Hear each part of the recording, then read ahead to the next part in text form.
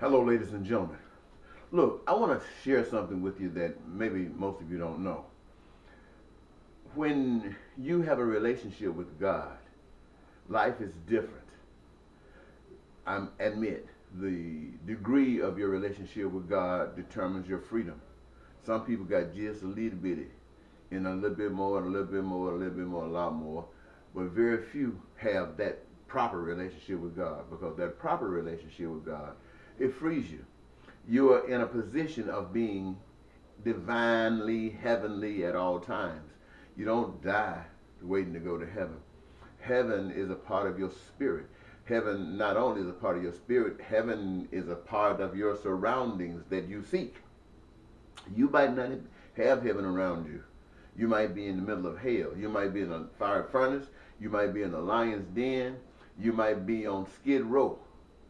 But if you are in God's will, there's no pain, there's no fear, because everything is in God's hands. You know the end of the story. You know you're going to come out on top. You know that you're going to survive. Even if they blow your brains out, you know you're going to survive, because in the twinkling of an eye, on this day will you be with wherever God has you to be. Many of you live your lives hoping that when you die, you go to heaven. You don't know where God has for you to go. The worst places on the world, somewhere on another planet perhaps, maybe in the pits of hell as we can imagine it to be, might be the place where God sends you. Not to punish you, but to use you, to put service in your hands so you could do what God would want done for those who are in hell. That's to liberate them. So don't think that you got it all figured out. You don't. I don't. But I do know one thing: we don't have anything to fear if you know God. Now, this is a sign that most folks might know God, but they don't know God like that. When you know God like that, you stand up all the time. Wherever you're at, wherever you come against something that's ungodly, it is known, because you are the light that shines in the middle of that darkness. And a lot of times that darkness is the acceptable norm. That darkness is the thing that moves the day for people. And so they might have to get you out of the way. But that is the glory of it all. Getting you out of the way in the twinkling of an eye.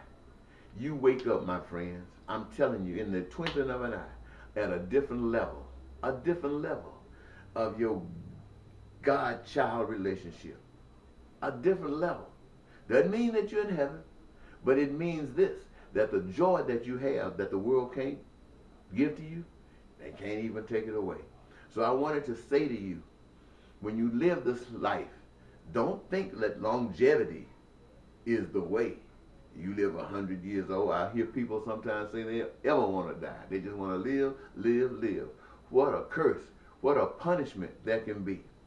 You see, to know the truth means, and it goes back to in the beginning, you heard the Bible, the scripture says that on the day that you violate God's rule is the day that you're sure to die. And the anti-God says, no, you will not die. However, the action was taken. Man lost his relationship with God, which represented death, because now he was following the dictates of another, which cared nothing about him but using him for his own benefit. Now, since the table has turned and man is walking according to the devil, then Jesus comes and says that you will not surely die. If you follow me, you will not surely die. Before, you will surely die if you violate me. Now if you follow me, you will not surely die. And the devil is saying, yes, you will surely die, because I'm going to kill you if you follow. I'll give you the world if you follow me, so says the devil. So says the Antichrist. But if you follow that which gives you freedom, then you got to go, because we don't want you here. That is how you're supposed to live, ladies and gentlemen. That's how you're supposed to live. I know we've been taught that I can't leave my parents, I don't want to leave them here, or I don't want to leave my children, I don't know who's going to take care of them. We who have been adopted, we who have been raised by others, evidence that if you have to leave your kids for doing good, your kids will be taken care of right well, right well. So, you don't have an excuse. Live right. that your children might benefit, that your grandchildren might benefit. Stand up against that which is evil. Stand up against that which is wrong. It is wrong that people are homeless. It is wrong that people don't have careers. It is wrong that people are suffering from pain, from sickness, from diseases, from hunger. It is wrong that these things occur, whether it's in your household, in your city, in your state, in your country, or in all other countries. Wherever it exists, it is wrong. God knows it's wrong. And anybody that loves God or have that kind of relationship with God is putting their lives on the line daily to bring